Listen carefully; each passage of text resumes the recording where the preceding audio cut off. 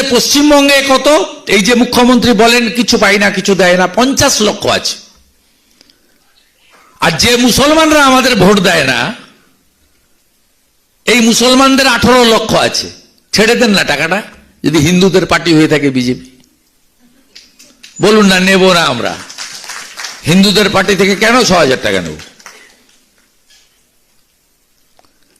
আরো 31 লক্ষ কৃষক পেতে পারে, নাম পাঠায় না।